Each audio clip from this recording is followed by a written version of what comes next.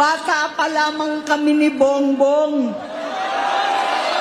alam na ng buong pamilya ang problema sa kanya.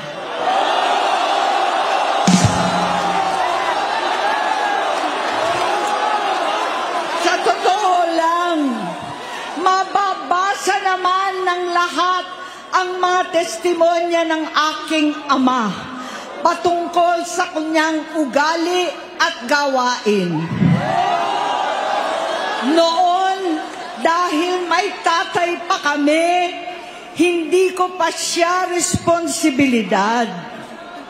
Noong tumatanda, ay mas naging nakakabahala. Batid ko na nagda-drug siya.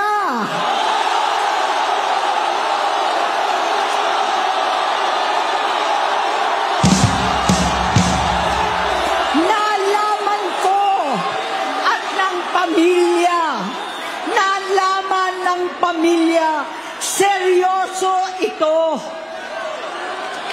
Minsan, kami ng Presidential Guard at Metro Gompa ang naglilinis tuwing nagpa-party po sila.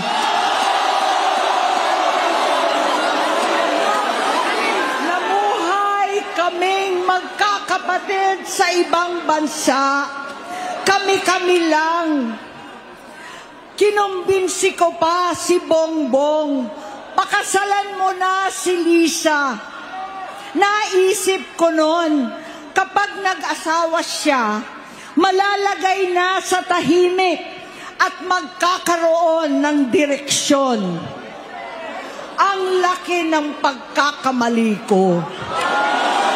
Mas lumala ang kanyang pagkalulong sa droga.